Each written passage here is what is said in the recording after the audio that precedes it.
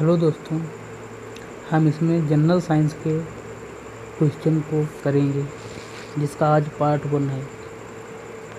हमारा पहला क्वेश्चन है, चालक की वैद्युत प्रतिरोधकता की इकाई है।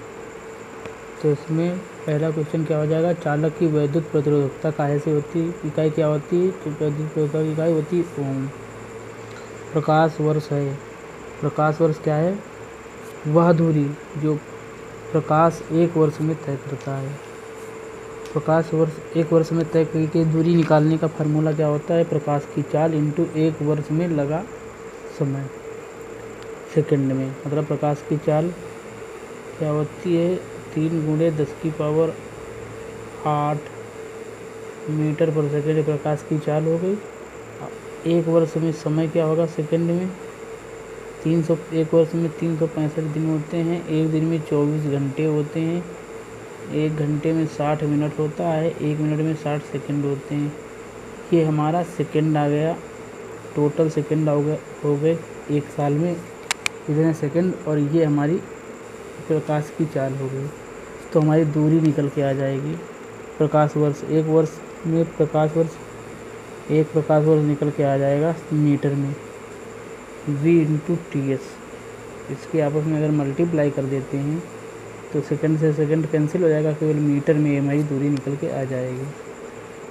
ठीक, अब हमारा है क्वेश्चन नंबर 3। क्वेश्चन नंबर 3 क्या कह रहा है, 6 फीट लंबे व्यक्ति की ऊंचाई नैनोमीटर में व्यक्त की जाएगी। लगभग हमको पता है 1 फीट बराबर होता है 0.3048 मीटर। ठीक, इसी प्रकार 6 फीट इक्वल टू हो जाएगा 1.83 मीटर, और एक मीटर बराबर होता है 10⁹ नैनोमीटर।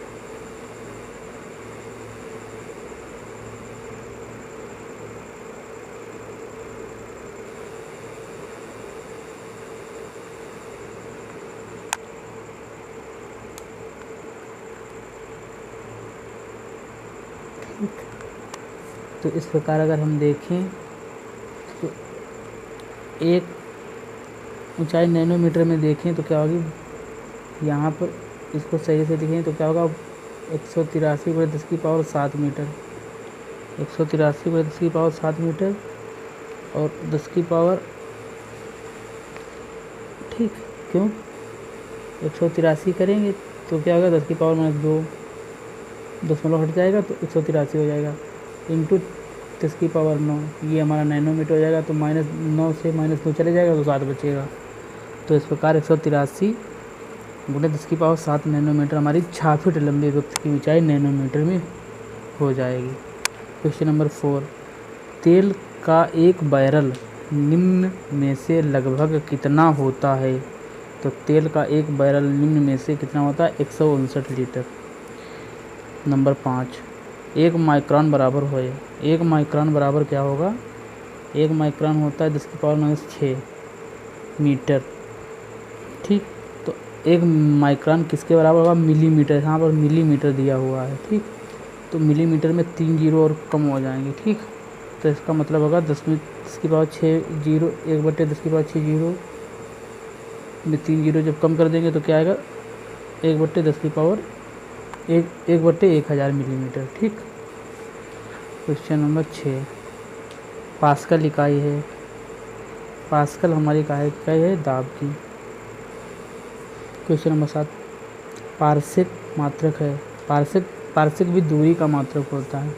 पारसिक में तारों के बीच की दूरी को मापा जाता है। एक पारसिक किसके बराबर होता है, एक पारसिक बराबर होता है 3.26 प्रकाश वर्ष के।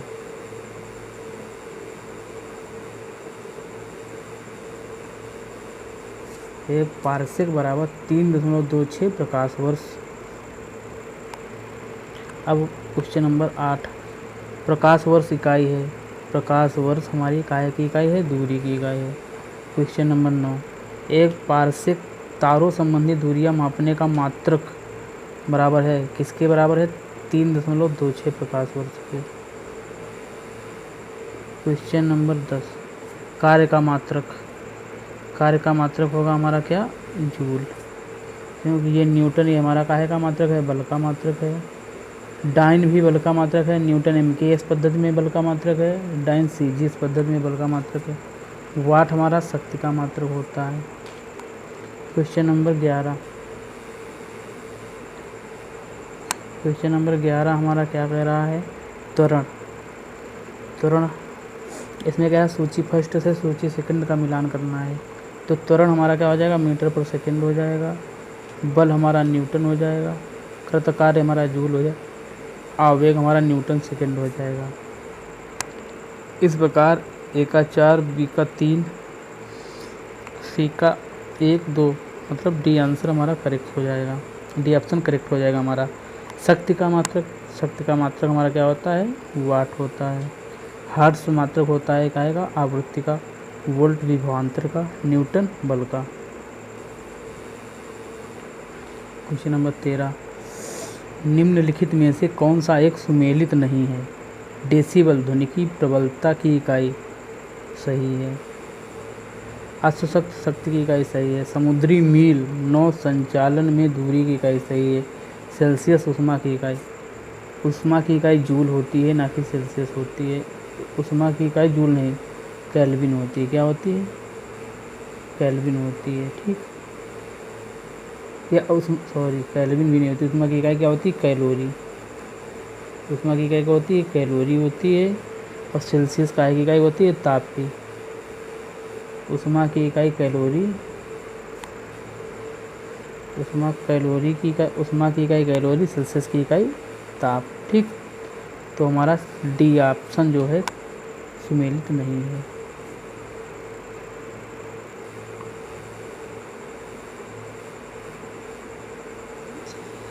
क्वेश्चन नंबर 14, एक हार्स पावर में कितने वाट होते हैं? एक हार्स पावर में 746 वाट होते हैं। एक किग्रा पर सेंटीमीटर स्क्वायर दाब तुल्य है। ये एक बार वायुमंडलीय दाब के तुल्य होता है। सूची फर्स्ट से सूची सेकंड में सुमेलित कीजिए तथा नीचे दिए गए कोड का प्रयोग करके सही उत्तर चुनिए। अब सूची फर्स्ट वाट, वाट शक्ति। A का 4, A का क्या हो जाएगा? 4 नाट समुद्री जहाज की गति। नाट क्या होता है? समुद्री जहाज की गति। A का 4, B का तीसरा। ठीक, A का 4, B का तीसरा। C नाटिकल मील क्या होता है? नौ संचालन। B का तीसरा। C का दूसरा। D कैलोरी क्या होती है? ऊष्मा। D का पहला। तो हमारा क्या आंसर हो जाएगा? आंसर हो जाएगा ऑप्शन नंबर 3। क्वेश्चन नंबर 17, सूची फर्स्ट और सूची सेकंड। उच्च वेग मैक, तरंग दैर्ध्य एंगस्ट्रॉम, दाब पास्कल, ऊर्जा 1, 2, 3, 4। इसका आंसर क्या हो जाएगा? आंसर C हो जाएगा। ठीक, अब क्वेश्चन नंबर 18, एक पिकोग्राम बराबर होता है। एक पिकोग्राम, ये माइक्रोग्राम, नैनोग्राम, फर्मीग्राम। अब ये क्या है? पिकोग्राम, जिसकी पावर -12 क्या है? पिकोग्राम है। 1 किलोमीटर दूरी का तात्पर्य होता है 1000 मीटर। बल का मात्रक क्या है? न्यूटन। ठीक, 21 नंबर, लंबाई की न्यूनतम इकाई है। Micron, nanometre, angstrom, fermi. Micron होता है 10 की पावर -6, एंगस्ट्रॉम 10 की पावर -10, 10 की पावर -9, 10 की पावर -15। तो फर्मी, लंबाई की न्यूनतम इकाई क्या होगी? फर्मी होगी। 10 की पावर -15 मतलब 1/15 बार 0। तो सबसे जिसको 10 की पावर 15 से भाग करेंगे तो सबसे छोटा निकलेगा ना। ये 1 को 10 की पावर 6 से भाग करेंगे, या 10 की पावर 10 से, 10 की पावर 9 से। अगर इन सबको देखा है 10 की पावर 15 से भाग करने पे सबसे न्यूनतम मान क्या होगा? फर्मी मीटर में आएगा। विल्हेम रांजन ने आविष्कार किया था? विलियम रांजन ने आविष्कार किसका किया था? विलियम रांजन ने विद्युत बल्ब का आविष्कार किया था। किसका आविष्कार किया था? विद्युत बल्ब का। डाबसन इकाई है, डाबसन इकाई हमारी है ओजोन परत की मोटाई मापने। Question number 24। Radium madam Curie, penicillin Alexander Fleming, x-ray Roentgen, चेचक एडवर्ड जेनर। ठीक। डी का तीसरा, ए का दूसरा, बी का पहला, ए का दूसरा, बी का पहला, सी का चौथा। आंसर हमारा हो जाएगा ए करेक्ट। पायरोमीटर निम्नांकित के नापने के लिए प्रयोग किया जाता है। पायरोमीटर उच्च तापमान नापने के लिए प्रयुक्त किया जाता है। ये क्या है? बार। नाट हमारा समुद्री मील, ओम हमारा प्रतिरोध, जूल हमारा ऊर्जा। मैनोमीटर के द्वारा किसकी माप की जाती है? मैनोमीटर के द्वारा गैसों का दाब मापा जाता है। सुमेलित कीजिए। क्या सुमेलित करना है इसमें? इसमें सुमेलित करना है यहाँ पर जूल होगा। क्या होगा? जूल।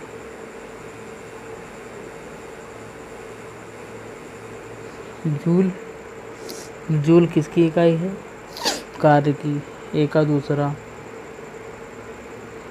जूल किसकी इकाई है?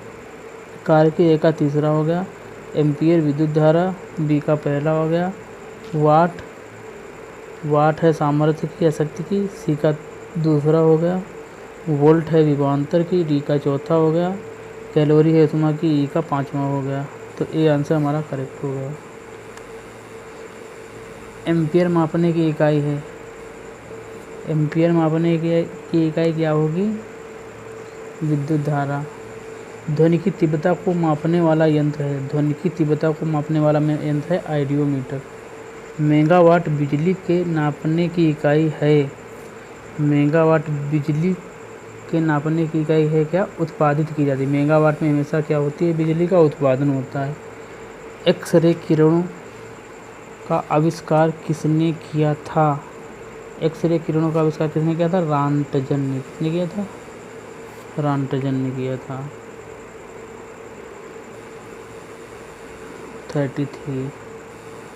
महासागर में डूबी हुई वस्तुओं की स्थिति जानने के लिए निम्न में से किस यंत्र का प्रयोग किया जाता है? सोनार का। निम्न में से कौन सुमेलित नहीं है? एनीमोमीटर वायु की चाल, बिल्कुल सही। एमीटर विद्युत धारा, बिल्कुल सही। पायरोमीटर उच्चता, बिल्कुल सही। टेक्योमीटर दाबांतर, ये नहीं सही है। चंद्रा एक्स-रे दूरबीन का नाम किस वैज्ञानिक के सम्मान में रखा गया? सुब्रमण्यम चंद्रशेखर के सम्मान में चंद्रा एक्स-रे दूरबीन का नाम रखा गया। 36। वायुमंडल की आपेक्षिक आर्द्रता पाई जाती है। वायुमंडल की आपेक्षिक आर्द्रता मापी जाती है। आर्द्रता हमेशा हाइग्रोमीटर से नापी जाती है। आपेक्षिक आर्द्रता वायुमंडल की किससे मापी जाती है? हाइग्रोमीटर। हवा में या वायुमंडल में बात एक है। हवा में आर्द्रता को नापने के लिए कौन सा उपकरण उपयोग में लाया जाता है? क्या? हाइग्रोमीटर। अभी हम पढ़ चुके हैं हाइग्रोमीटर। वायुमंडलीय दाब को मापने में यंत्र का उपयोग किया जाता है। वायुमंडलीय दाब, वायुमंडलीय दाब हमेशा कहाँ मापा जाएगा? बैरोमीटर में। क्या? बार में दाब मापा जाता है तो बैरोमीटर में। वायुमंडलीय दाब किस में मापा जाएगा? बैरोमीटर में। ठीक। सिस्मोग्राफ क्या रिकॉर्ड करता है? सिस्मोग्राफ हमारा क्या रिकॉर्ड करता है? भूचाल। वायुमंडलीय दाब मापा जाता है। फिर आ गया वायुमंडलीय दाब। अब यहाँ पर दाब आया ना, तो दाब काहे मापा जाएगा? बैरोमीटर में। दूध का अपेक्षित घनत्व ज्ञात किया जाता है लैक्टोमीटर। 42। स्टेथोस्कोप क्या करेगा? हृदय की गति सुनेगा। ए का तीसरा। स्फिग्नोमेनोमीटर क्या रक्तचाप मापने में आता है? बी का चौथा। ए का तीसरा, बी का चौथा। कैरेटोमीटर, कैरेटोमीटर, कैरेट में सोना आता ना, तो कैरेटोमीटर सोने की शुद्धता मापता है। सी का दूसरा। लक्समीटर प्रकाश की तीव्रता मापने का काम करता है। तो हमारा डी आंसर करेक्ट हो जाएगा।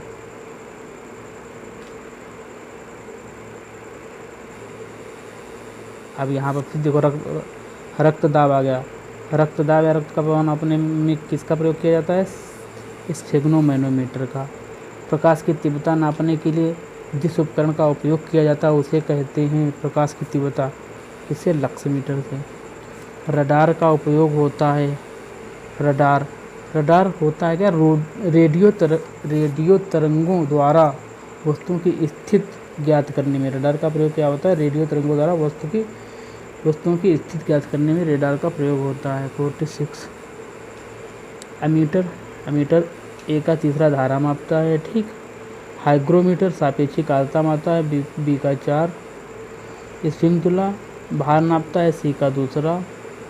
बैरोमीटर क्या? बैरोमीटर दाब मापता है, ठीक। 3 4 2 1 बी आंसर करेक्ट।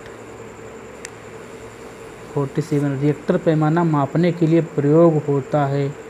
रिएक्टर पैमाना जो है भूकंपीय लहरों का आयाम मापता है।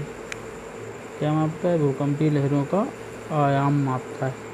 कौन सा सुमेलित नहीं है? सेल्सियस ताप मापा ही जाता है।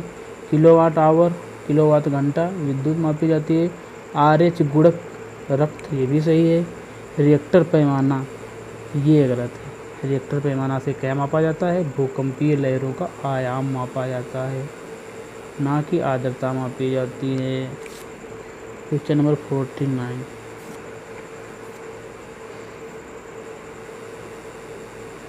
क्वेश्चन नंबर 49 देख लीजिए। क्या है? भूकंप से क्या मापा जाता है? भूकंप सिस्मोग्राफ। भूकंप क्या होता है? सिस्मोग्राफ। ऊंचाई अल्टी, ऊंचाई से क्या होगा? अल्टी ऊंचाई।